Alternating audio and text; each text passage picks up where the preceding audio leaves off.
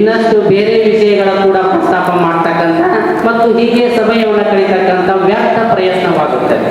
ನಿಮ್ಮ ಸಮಯ ಅಮೂಲ್ಯವಾದದ್ದು, ನಿಮಗಿಂತಲೂ ನನ್ನ ಸಮಯ ಅತ್ಯಮೂಲ್ಯವಾದದ್ದು. ಆ ಕಾರಣಕ್ಕಾಗಿ ವಿದ್ಯಾರ್ಥಿಗಳು ದಯವಿಟ್ಟು ಆಚೀಚೆ ನೋಡಬೇಡಿ. ನನ್ನದೊಂದು ಮನವಿ, ನನ್ನ ಮೊಬೈಲನ್ನು ನಾನು ಸ್ವಿಚ್ ಆಫ್ ಮಾಡಿದ್ದೇನೆ. ಇಲ್ಲಿ ಯಾರಾದರೂ ಮೊಬೈಲನ್ನು ತಂದಿದ್ರೆ ದಯವಿಟ್ಟು ಸೈಲೆಂಟ್ ಮಾಡ್ರಿ ಅಂತ ಹೇಳ್ತಾ ವಿಷಯವನ್ನು ಪ್ರಸ್ತಾಪ ಮಾಡೋಣ. ಇನ್ನೂ ಕೂಡ ಇಲ್ಲಿ ಅಲ್ಲಲ್ಲಿ ಇನ್ನೂ ನಿಮ್ಮ ಮನಸ್ಸು ನನ್ನ ಕಡೆಗೆ ಬಂದಿಲ್ಲ. ಆ ಸೈಡ್ದವ್ರು 75% ಬಂದಾಗ ಈ ಸೈಡ್ ಬರೀ 60% ಅದ. ಅದಕ್ಕಾಗಿ ಮತ್ತೆ ನಾನು ಏನು ಮಾತಾಡ್ತೀನಿ ನಿಮ್ಮಲ್ಲಿ ಉತ್ತರ ಕೊಡಾಕತ್ತೀನಿ. ಆ ಉತ್ತರ ಬೇಡ. ಯಾಕಂದ್ರೆ ಒಂದು ವೇಳೆ ನೀವೇ ಉತ್ತರ ಕೊಡುವವರಾಗಿದ್ದರೆ ನೀವಿಲ್ಲಿ ಇರುತ್ತಿದ್ದೀರಿ, ನಾನು ಅಲ್ಲಿ ಇರುತ್ತಿದ್ದೆ. ವಿದ್ಯಾರ್ಥಿಗಳೇ, ಒಂದು ಮಳೆ ಹನಿಯ ಬದುಕಿನ ನಿರ್ಧಾರ ಹೇಗಾಗ್ತದೆ? ಮೋಡದಿಂದ ಸುರಿದ ಒಂದು ಮಳೆ ಹನಿಯು ಕಾದ ಕಬ್ಬಿಣದ ಮೇಲೆ ಬಿದ್ದರೆ ಅರೆಕ್ಷಣವೇ ಸುಟ್ಟು ಹೋಗ್ಬಿಡ್ತದೆ. ಅದೇ ಒಂದು ಮಳೆ ಹನಿಯು ಒಂದು ತಾವರೆಯ ದಳದ ಮೇಲೆ ಬಿದ್ದರೆ ಕೆಲವು ಹೊತ್ತು ತನ್ನ ಮಿಂಚನ್ನು ತೋರಿಸಿ ಬಿಂದುವಾಗಿ ಹೊಳೆದು ಹೋಗ್ತದೆ. ಅದೇ ಮಳೆ ಹನಿಯು ಒಂದು ಸಮುದ್ರದಲ್ಲಿರುವ ಒಂದು ಕಪ್ಪೆ ಚಿಪ್ಪಿನ ಮಧ್ಯೆ ಬಂದು ಸೇರಿಕೊಂಡರೆ ಆ ಮಳೆ ಹನಿಯಿಂದಾಗಿ ಸ್ವಾತಿ ಮುತ್ತು ನಿರ್ಮಾಣ. ನೀವು ಸ್ವಾತಿ ಮುತ್ತು ನಿರ್ಮಾಣವಾಗಬೇಕಾದರೆ ಆ ಮಳೆ ಹನಿಯ ಬೀಳುವ ನಿರ್ಧಾರವಾಗಬೇಕಲ್ಲ. ಹೀಗೆ ಕಾದ ಕಬ್ಬಿಣದ ತರಹದ ಮಳೆ ಹನಿಯಾಗಿ ನೀವು ಹೀಗೆ ಹೊರಟರೆ ಬದುಕು ನಿರ್ಮಾಣವಾಗುವುದು ಹೇಗೆ? ಹಾಗಾದರೆ ಆ ಮಳೆ ಹನಿಯು ದೇವರನ್ನ ಪ್ರಾರ್ಥಿಸ್ತದೆ. ಏನಂತ ಕೇಳ್ತದೆ ಅಂದ್ರೆ, ಎಲ್ಲ ಮಳೆ ಹನಿಗಳಂತೆ ನಾನಾಗಬಾರದು, ನನ್ನನ್ನು ಒಂದಿಷ್ಟು ಗಾಳಿಯಲ್ಲಿ ತೇಲಿಸು, ಸ್ವಲ್ಪ ಮುಂದಕ್ಕೆ ಕರೆದುಕೊಂಡು ಹೋಗು. ಎಲ್ಲಿವರೆಗೂ ಕರೆದುಕೊಂಡು ಹೋಗು ಅಂತ ಪ್ರಾರ್ಥಿಸ್ತದೆ ಅಂದ್ರೆ, ಎಲ್ಲಿ ಆ ನೀರಾವಿಯಾಗಿ ಮೋಡ ನಿರ್ಮಾಣವಾಗಿದೆಯೋ ಮತ್ತೆ ಅಲ್ಲಿವರೆಗೂ ನನ್ನನ್ನು ಕರೆದುಕೊಂಡು ಹೋಗು. ಅಲ್ಲಿ ಸ್ವಾತಿ ಮುತ್ತಿನ ಒಂದು ಬಿಂದುವಾಗಿ ನನ್ನನ್ನು ಸೇರಿಸು, ನಾನು ಆಗ ಮುತ್ತಾಗಿ ಹೊಳೆಯುತ್ತೇನೆ, ನನ್ನ ಬದುಕು ಸಾರ್ಥಕವಾಗುತ್ತದೆ ಅಂತ ಪ್ರಾರ್ಥಿಸ್ತದೆ, ಪ್ರಯತ್ನ ಮಾಡ್ತದೆ. ಅಂತೆಯೇ ಅದು ನಿರ್ಮಾಣವಾಗುತ್ತದೆ. ವಿದ್ಯಾರ್ಥಿಗಳು ಇಂದಿನ ದಿನ ಆ ಪರೀಕ್ಷೆ ಭಯ ನಿವಾರಣೆಗಿಂತಲೂ ಗಮನ ಸೆಳೆಯಬೇಕಾಗಿದ್ದು ಇನ್ನೂ ಒಂದು ವಿಷಯವಿದೆ. ಒಬ್ಬ ಸಾಧು ಒಂದು ಊರಿಗೆ ಬರ್ತಾನೆ. ಆ ಸಾಧುವಿನ ಹತ್ರ ಒಂದು ನಾಣ್ಯ ಇರ್ತದೆ, ₹1 ನಾಣ್ಯ. ಆ ನಾಣ್ಯ ಏನ್ ಕೆಲಸ ಮಾಡ್ತಿರ್ತದೆ ಅಂದ್ರೆ, ಯಾರು ಏನ್ ಕೇಳ್ತಾರೆ ಅದನ್ನು ಕೊಡ್ತದೆ. ಅದು ಒಬ್ಬ ಸಾಧುವಿನ ಹತ್ರ ಇರ್ತದೆ. ಆಗ SSLC ವಿದ್ಯಾರ್ಥಿಗಳು ಒಂದು ಸರಿ ಆ ಸಾಧುವನ್ನು ನೋಡ್ತಾರೆ. ನೋಡಿ, ಆ ಒಂದು ನಾಣ್ಯವೇ ನನ್ನ ಹತ್ರ ಇದ್ದರೆ ಏನ್ ಬೇಕಾದ್ರೂ ಮಾಡಬಲ್ಲೆ ಅಲ್ಲ, ಪರೀಕ್ಷೆ ಏನು ಬೇಕಾದ್ರೂ ಮಾಡಬಲ್ಲೆ ಅಲ್ಲ. ಹಾಗಂತ ತಿಳಿದುಕೊಂಡು ಆ ಸಾಧುವಿನ ಹತ್ತಿರ ವಿದ್ಯಾರ್ಥಿ ಹೋಗ್ತಾನ. ಸರಿ, ಇಲ್ಲ ಸಾಧುಗಳೇ, ನನಗೆ ಆ ನಾಣ್ಯವನ್ನ ಕೊಡಿ. ₹1 ನಾಣ್ಯ ಇತ್ತಲ್ಲ, ನಾನು ಎರಡು ರೂಪಾಯಿ ಕೊಡ್ತೀನಿ, ಅದು ನನಗೆ ಕೊಡ್ರಿ ಅಂತ. ಸಾಧು ಹೇಳ್ತಾನೆ, ಇದು ಕೊಡುವಂಥದ್ದಲ್ಲ, ಇದು ಸಾಧಿಸಿ ಪಡೆಯುವಂಥದ್ದು. ನೀನು ಬೇಕಾದರೆ ಸಾಧನೆಯಲ್ಲಿ ತೊಡಗು, ಆ ನಾಣ್ಯ ಸಿಕ್ಕರೆ ಸಿಗಬಹುದು. ಆದರೆ ಇವನಿಗೆ ಬೇಗನೆ ಬೇಕಾಗ್ತದೆ. ಅಷ್ಟು ಸಾಧನೆ ಮಾಡಿ ಶ್ರಮಪಟ್ಟು ಪ್ರಯತ್ನ ಪಟ್ಟು ಅಷ್ಟು ದೀರ್ಘಕಾಲಾವಧಿ ಇವನಿಗೆ ಬೇಕಾಗಿರುತ್ತದೆ.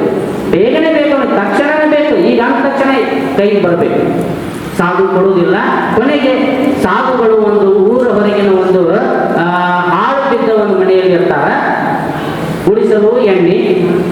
ಇವ ವಿದ್ಯಾರ್ಥಿ ಏನು ಮಾಡ್ತಾನ, ಹಿಂದೆ ಕೂತಾವ SSLC ವಿದ್ಯಾರ್ಥಿ, ಇವ್ರು ಮುಂದೆ ಕೂತಾರ, ಹೇಗಿದ್ರು ಓದ್ತಾರ.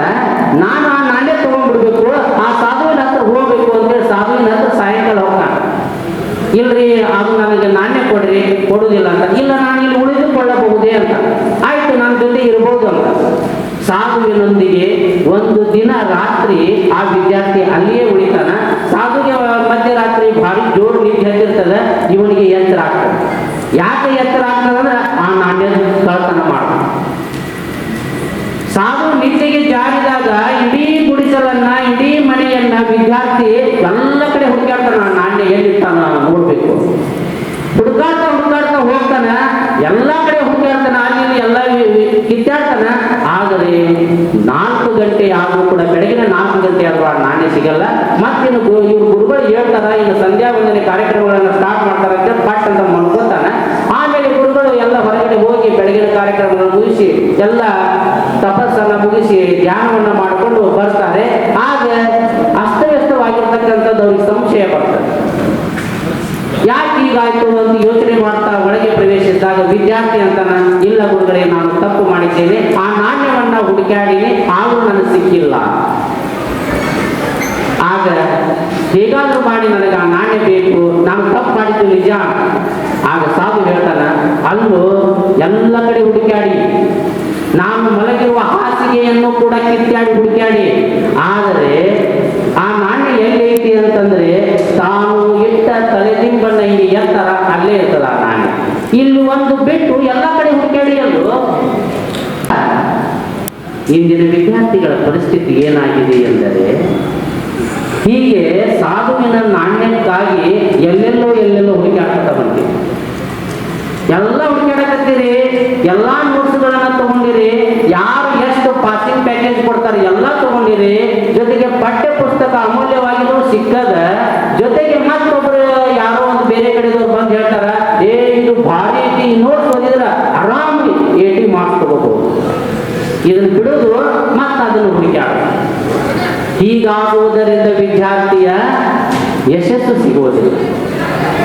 ನೇರವಾಗಿ ಯಶಸ್ಸನ್ನ ಪಡೆಯಬೇಕಾದರೆ ಆ ನಾಟ್ಯ ಎಲ್ಲಿತ್ತು ಎನ್ನುವುದನ್ನ ತರ್ಕ ಮಾಡುವ ಬಗೆಯನ್ನು ಯಾರು ವಿದ್ಯಾರ್ಥಿ ರೂಢಿಸಿಕೊಳ್ಳುತ್ತಾರೋ, ಯಾರು ಪ್ರಯತ್ನದ ಮೂಲಕ ಅಂತಹ ತಾರ್ಕಿಕ ಶಕ್ತಿಯನ್ನು ಮುಟ್ಟುತ್ತಾರೋ ಅವರಿಗೆ ಮಾತ್ರ ನಾಣ್ಯ ಸಿಗುತ್ತದೆ ಎನ್ನುವುದು ಇದರ ಸಂಶಯ.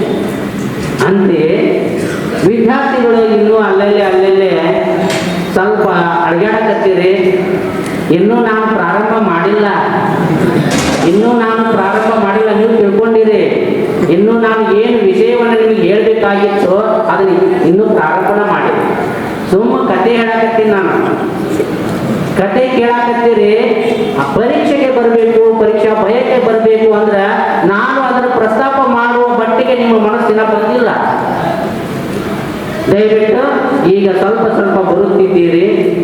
ಸಂಪೂರ್ಣ ಬರುವವರೆಗೂ ನಾನು ಹೀಗೆಯೇ ನಿಮ್ಮನ್ನು ಕರೆದುಕೊಂಡು ನನ್ನ ಕಡೆ ಬರಬೇಕಲ್ಲ. ನೀವು ನನ್ನ ಕಡೆ ಬರುವವರೆಗೂ ನಾನು ವಿಷಯ ಹೇಳುವುದಿಲ್ಲ. ನಾನು ಪಾಠ ಮಾಡುವಾಗಲೂ ಅಷ್ಟೇ, ನನ್ನ ವಿದ್ಯಾರ್ಥಿಗಳು ನನ್ನನ್ನೇ ನೋಡಬೇಕು, ನಾನು ಅವರನ್ನೇ ನೋಡುತ್ತೇನೆ. ನಾನು ಬೋರ್ಡಿನ ಕಡೆ ಹೊಳ್ಳುವುದಿಲ್ಲ, ನೀವು ಹಿಂದೆಯೂ ಹೊಳ್ಳುವಂತೆ ಬಿಡುವುದಿಲ್ಲ. ನಾನು ಬೋರ್ಡ್ ಮೇಲೆ ಒಂದೇ ಅಕ್ಷರವನ್ನು ಬರೆಯುವುದಿಲ್ಲ, ಆದರೆ ನಿಮ್ಮನ್ನು ಬಿಟ್ಟು ಕೊಡುವುದಿಲ್ಲ. ಹಾಗೆ ಬರಬೇಕು ನನ್ನ ಜೊತೆ. ಹಾಗೆ ಬಂದದ್ದೇ ಆದರೆ ನೀವು ಈಗಲ್ಲ, ಈ ಪರೀಕ್ಷೆಯೊಂದೇ ಅಲ್ಲ, ಬದುಕಿನ ಪರೀಕ್ಷೆಯಲ್ಲಿ ಖಂಡಿತವಾಗಿಯೂ ಯಶಸ್ವಿಯಾಗುತ್ತೆ. ಭಯ ಮತ್ತು ಪರೀಕ್ಷೆ, SSLC. ಯಾಕೆ ಹೀಗೆ SSLC ಮತ್ತು ಪರೀಕ್ಷೆ ಮತ್ತು ಭಯ ಶಬ್ದಗಳು ಬಂದವು? ಈ ಹಿಂದೆ ನೀವು ಪರೀಕ್ಷೆಗಳನ್ನು ಬರೆದಿಲ್ಲವೇನು? ಹಾಗಾದರೆ ಇದು ಎಲ್ಲಿಂದ ಬಂತು, ಹೇಗೆ ಬಂತು, ಯಾಕೆ ನಮ್ಮನ್ನ ಇದು ಆವರಿಸಿ ಕಾಡುತ್ತಿದೆ? ಈ ಪ್ರಶ್ನೆಗಳಿಗೆ ಸುಲಭವಾಗಿ ನಿಮ್ಮನ್ನ ತಗೊಂಡು ಹೋಗಬೇಕಾದರೆ ಮೊದಲು ನಾನು ಹೇಳುವ ಮಾತುಗಳ ಕಡೆಗೆ ನಿಮ್ಮ ಲಕ್ಷ್ಯ ಬರಬೇಕು. ಬಂದಾಗ ಇನ್ನೂ ನಡ್ಬರ್ಕ್ ಹೋಗೋರು ಅಗ್ಯಾಡಕತ್ತೀರಿ. ಈ ಕಾಡಿಯವರು ಬಂದಾರ, 90% ಬಂದ್ರು. ಈ ಕಾಡಿ ಇನ್ನ ಸ್ವಲ್ಪ ಬರಾಕತ್ತಾರ. ಅಲ್ಲೇ ದೋಸ್ತನ ಮ್ಯಾಗ ಹೆಗಲ್ ಮ್ಯಾಗ ಕೈ ಹಾಕ್ಬಾರ್ದಮ್ಮ, ಆರಾಮ್ ಕುಂದ್ರು. ಯಾರ ಮ್ಯಾಗ ಹೆಗಲ್ ಮ್ಯಾಗ ಎಷ್ಟು ತರ ಕೈ ಹಾಕವ್ರು? ನೀವು ಸ್ವತಂತ್ರ ಆಗ್ಬೇಕಲ್ಲ. ಎಸ್, ಬರಾಕತ್ತೀರಿ. ಈಗ ನಾನು ಪ್ರಾರಂಭ ಮಾಡ್ತೇನೆ ನೋಡಿ ವಿದ್ಯಾರ್ಥಿಗಳೇ. ನಮ್ಮ ಬದುಕಿನಲ್ಲಿ ಕೆಲವುಗಳು ನಮ್ಮ ಹುಟ್ಟಿನೊಂದಿಗೆ ಬಂದುಬಿಡ್ತಾವೆ, ಕೆಲವು ಆಮೇಲೆ ನಾವು ಬೆಳೆಸ್ತೇವೆ. ಆಮೇಲೆ ನಮಗೆ ನಮಗೆ ಇನ್ನೊಂದು ಬಗೆಯಲ್ಲಿ ಸಿಗ್ತದೆ. ಅದು ಏನಂದ್ರೆ ನಮಗೆ ಆಕರ್ಷಣೀಯ ಅಂಶಗಳಾಗಿ ಸಿಗ್ತದೆ. ಹಾಗಾದರೆ ನಮ್ಮ ಹುಟ್ಟಿನೊಂದಿಗೆ ಬಂದಿರತಕ್ಕಂಥ ಅಂಶಗಳು ಯಾವುವು ಎಂದರೆ, ಹುಟ್ಟಿದ ತಕ್ಷಣವೇ ನಮ್ಮೊಂದಿಗೆ ಬರ್ತದೆ. ಅದು ಯಾವುದು ಅಂದರೆ, ಒಂದು ಭಯ, ಇನ್ನೊಂದು ವೇದನೆ ಅಥವಾ ಆತಂಕ. ಇದು ಮಧ್ಯದಲ್ಲಿ ಬಂದದ್ದಲ್ಲ. ಅಂತೆಯೇ ಹುಟ್ಟಿನಿಂದ ಹಿಡಿದು ಸಾವಿನವರೆಗೂ ಮನುಷ್ಯನಾದವನಿಗೆ ಒಂದಿಲ್ಲ ಒಂದು ರೀತಿಯ ಭಯ ಕಾಡುತ್ತಿರುತ್ತದೆ. ಈಗ ನಿಮಗೆ ಪರೀಕ್ಷೆಯ ಭಯ ಕಾಡುತ್ತಿದ್ದರೆ ನನಗೆ ಇನ್ನೊಂದು ಭಯ ಕಾಡುತ್ತಿದೆ. ಇವತ್ತು ನಾನು ಬೆಳಗ್ಗೆ ಹೇಳ್ತೇನೆ, ಸ್ವಲ್ಪ ಹೋಗಬೇಕು. ನಗರದ ಎಲ್ಲ ಪ್ರೌಢಶಾಲೆಯ SSLC ವಿದ್ಯಾರ್ಥಿಗಳು ಈ ವೀರಮಣಿ ಸಭಾಂಗಣದಲ್ಲಿ ಸೇರಿದ್ದಾರೆ. ನಾನು ಮಾತನಾಡುವ ಮಾತುಗಳು ಅವರನ್ನ ಒಳ ಹೋಗಬೇಕಾದರೆ ಹೇಗೆ ಮಾಡಬೇಕು, ಹೇಗೆ ನಾನು ಹೇಳಬೇಕು ಎನ್ನುವ ಭಯದೊಂದಿಗೆ ಬಂದಿದ್ದೆ. ಹಾಗಾದರೆ ನನಗೂ ಭಯವಿದೆ ಎಂದಾಯ್ತಲ್ಲ, ಇನ್ನೂ ಭಯವಿದೆ. ಈ ಸಂಘಟಕರಿಗೆ ಇನ್ನೊಂದು ಭಯವಿದೆ. ನಾವು ಎಷ್ಟೆಷ್ಟೋ ಉಪನ್ಯಾಸಕರನ್ನು ಮತ್ತು ಇಂತಹ ಭಯಗಳನ್ನು ನಿವಾರಣೆ ಮಾಡುವ ಸಲುವಾಗಿ ಬೇರೆ ಬೇರೆ ಅತಿಥಿಗಳನ್ನು ಕರೆಸಿದ್ದೇವೆ. ಈ ಸರಿ ಬರುವ ಅತಿಥಿ ನಮ್ಮ ಕಾರ್ಯಕ್ರಮ ಯಶಸ್ವಿ ಆಗುತ್ತದೆಯೋ ಇಲ್ಲವೋ ಅವರನ್ನು ಭಯ ಕಾಡುತ್ತೆ. ಏಕೆಂದರೆ ಕಳೆದ 15 ದಿನಗಳಿಂದ ಶ್ರಮ ಪಟ್ಟಿದ್ದಾರೆ. BO ಆಫೀಸ್ಗೆ ಹೋಗಿದ್ದಾರೆ. BO ಕೇಳ್ತಾರೆ, ನಾವು ಇಂಥ ಒಂದು ಕಾರ್ಯಕ್ರಮ ಮಾಡಕತ್ತೀವಿ, ಮಾಡ್ರಿ ಒಳ್ಳೆಯದು. ಆದ್ರೆ ಯಾವ ವಾರ? ರವಿವಾರ ಮಾತ್ರ ಬರ್ತಾರೋ ಇಲ್ಲೋ? ನಾಳೆ 3ನೇ ಸರಣಿ ಪರೀಕ್ಷೆ ಪ್ರಾರಂಭ. ಮತ್ತು ಬಂದ್ರೆ ಕಾರ್ಯಕ್ರಮ, ಬರದಿದ್ದರೆ ಭಯ. ಇನ್ನಷ್ಟೇ ಅಲ್ಲ, ಇಷ್ಟೆಲ್ಲ 15 ದಿನಗಳಿಂದ ಮಕ್ಕಳಿಗಾಗಿ ಇವ್ರು ಸೇರ್ತಾರಂದ್ರೆ, ಇವ್ರು ಉಪನ್ಯಾಸ ಮಾಡ್ತಾರಂದ್ರೆ, ಆ ವಿಷಯಗಳು ಅವರಿಗೆ ತಲುಪ್ತಾವ ಅಂದ್ರೆ ಮುಂದೆ ಹಂಗೆ ಕಳಿಸೋದು ಈ ವಿದ್ಯಾರ್ಥಿಗಳನ್ನು. ಏನಾದ್ರೂ ಪ್ರಸಾದ ಕೊಡ್ಬೇಕಲ್ಲ, ಪ್ರಸಾದ ಕೊಡ್ಬೇಕಂದ್ರೆ ಹಣ ಸಂಗ್ರಹ ಆಗ್ಬೇಕಲ್ಲ, ಮತ್ತೆ ಎಲ್ಲ ಗೆಳೆಯರ ಬಳಗ ಓಡಾಡಕತ್ತದ. ಆಗ ಭಯ ಬರ್ತದ ಅವರಿಗೆ, ಇಷ್ಟು ದುಡ್ಡು ಸೇರ್ಸಕ್ಕಾಗುತ್ತೆ. ಅದಾದ ನಂತರ ಎಲ್ಲ ಆಯ್ತು, ಹಣನೂ ಕೊಡ್ತು, ಅಡಿಗೆ ಮಾಡೋರು ಹುಡುಕಾಡಿದ್ರು, ಆಮೇಲೆ ವಿದ್ಯಾರ್ಥಿಗಳು ಬಂದ್ರು. ಆದ್ರೆ ಇವರು 200 ಜನ ಹಿಡಿದಿರ್ತಾರ, 500 ಮಕ್ಕಳು ಬಂದ್ಬಿಟ್ರೆ. ಹಾಗಾದರೆ ಭಯ ಎನ್ನುವುದು ಕೇವಲ SSLC ವಿದ್ಯಾರ್ಥಿಗಳಿಗೆ ಮಾತ್ರ ಇಲ್ಲ. ಈಗ ಈ ಕಾರ್ಯಕ್ರಮದ ಹಿಂದೆ ಎಷ್ಟು ಜನರಿದಾರ ಅವರೆಲ್ಲರಿಗೂ ಭಯ, ಒಂದಿಲ್ಲ ಒಂದು ರೀತಿಯ ಭಯ. ಹಾಗಾಗಿ ಯಶಸ್ವಿಯಾಗಿ ನಿಮ್ಮ ಅನಿಸಿಕೆಗಳನ್ನ, ಅಭಿಪ್ರಾಯಗಳನ್ನ ಹಂಚಿಕೊಳ್ಳಿ.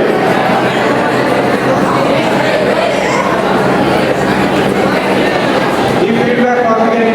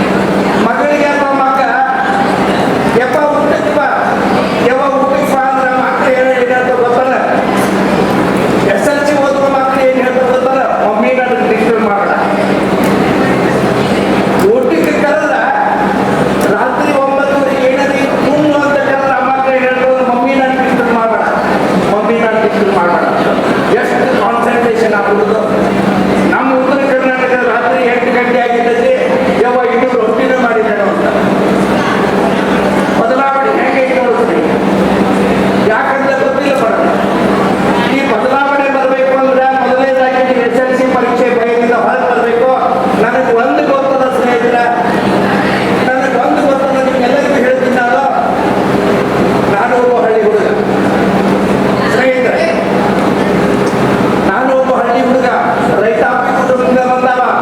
ನಾನು ಇಂಥ ಪುಣ್ಯಾತ್ಮರಗಳ ಮಾತುಗಳನ್ನ ಕೇಳ್ಕೊಂಡು ಎಲ್ಲೇ ಒಂದು ಕಾರ್ಯಕ್ರಮಕ್ಕೆ ಹೋಗಿದ್ದೆ, ನಾನು 9th 8th ಓದ್ತಿದ್ದೆ. ಎಲ್ಲೇ ಒಂದು ಕಾರ್ಯಕ್ರಮಕ್ಕೆ ಹೋಗಿದ್ದೆ, ಕಾರ್ಯಕ್ರಮ ದೂರದ ಕುಂತಿದ್ದೆ. ದೂರದ ಕುಂತಾಗ ನಾನು ನೋಡ್ತಾ ಇದ್ದೆ, ಬಹುತೇಕ ಕಾರ್ಯಕ್ರಮ ನಮಗೆಲ್ಲ ಗೊತ್ತಲ್ಲ, ಗಾಡಿ ಕುಂದಿರ್ಸೋದು, ಹಾರ ಹಾಕೋದು, ತುರ ಹಾಕೋದು, ಶಾಲ ಹಾಕೋದು ನೋಡಿದೆ. ನೋಡಿ ಅವತ್ತ ನಿರ್ಧಾರ ಮಾಡಿದೆ ಸ್ನೇಹಿತರ, ಅವತ್ತೇ ನಿರ್ಧಾರ ಮಾಡಿದೆ, ನಾನು ನನ್ನ ಜೀವನದಾಗ ಒಮ್ಮೆರ ವೇದಿಕೆಗೆ ಹೋಗ್ಬೇಕು, ಶಾಲ ಹಾಕಿಸ್ಕೋಬೇಕು, ಹಾರ ಹಾಕಿಸ್ಕೋಬೇಕಂತ ನಿರ್ಧಾರ ಮಾಡಿ ಓದೋದಕ್ಕೆ ಚಾಲು ಮಾಡಿದೆ. ಪ್ರಾಮಾಣಿಕವಾಗಿ ಓದೋದಕ್ಕೆ ಚಾಲು ಮಾಡಿದೆ. ಆ ಓದು ನಾನು ಎಲ್ಲಿ ಕರ್ಕೊಂಡು ಹೋಗೋದ್ರೆ ಕರ್ನಾಟಕ ವಿಶ್ವವಿದ್ಯಾಲಯದೊಳಗೆ ಭೂಗೋಳ ಶಾಸ್ತ್ರ ವಿಷಯದೊಳಗೆ ಗೋಲ್ಡ್ ಮೆಡಲ್ ಬರ್ತದೆ.